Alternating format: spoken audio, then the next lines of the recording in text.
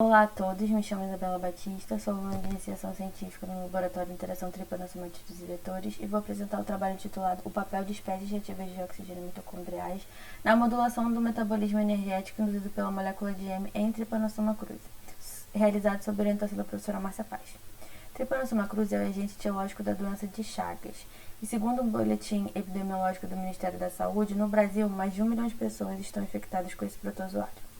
As formas epimastigotas são aquelas que vivem no intestino do inseto triatomínio e encontram nesse local grandes quantidades de M, que já demonstrou ser importante na modulação da fisiologia mitocondrial. Com base nisso, nosso trabalho teve como objetivo avaliar o efeito de espécies reativas de oxigênio mitocondriais induzidas por M nas formas epimastigotas de Trypanosoma cruzi. Para avaliar o efeito dessa porfirina na proliferação das células, os parasitas foram mantidos por 7 dias em placas de 96 poços, com diferentes concentrações de M, ou nenhuma, que intitulamos como grupo controle, com BHI mais soro fetal bovino. E posteriormente essas células foram contadas em câmeras de Neubauer com auxílio do microscópio óptico invertido. Para avaliar a fisiologia mitocondrial, o clone C-librene foi mantido por 7 dias em meio BHI, com soro fetal bovino, na presença e na ausência de M e na presença e na ausência também de mitotempo, que é um antioxidante mitocondrial.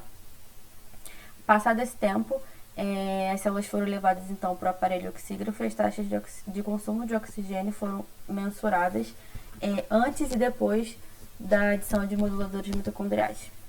A partir dos nossos resultados, os ensaios feitos na cepa Y mostraram que os parasitas mantidos com M 30 micromolar no quinto dia teve uma diferença na proliferação quando comparados aos parasitas mantidos com M 100 micromolar.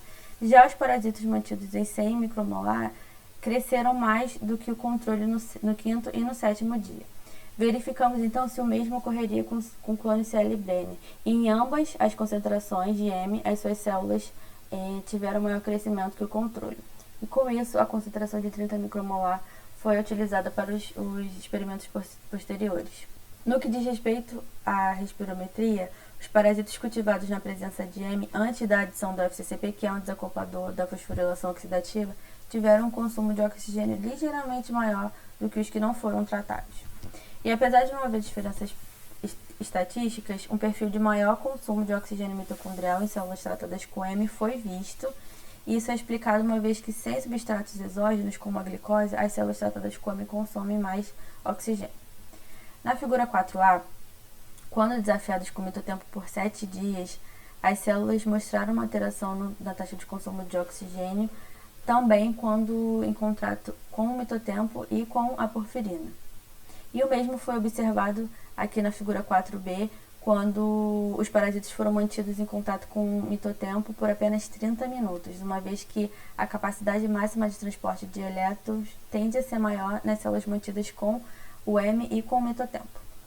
Concluímos então que os resultados nos ajudam a elucidar como o ROS mitocondrial age no metabolismo do parasito, uma vez que ele é capaz de modificar o perfil de consumo de oxigênio. O mesmo acontece quando a gente tem a ausência dessas espécies reativas de oxigênio por ação do mitotempo, porém, esses resultados eles são apenas o caminho inicial para a gente entender melhor como funciona essa organela, e esses experimentos precisam ser repetidos para que a gente construa uma discussão muito mais rica acerca do tema. Agradeço a atenção de todos e essas foram as diferenças do trabalho.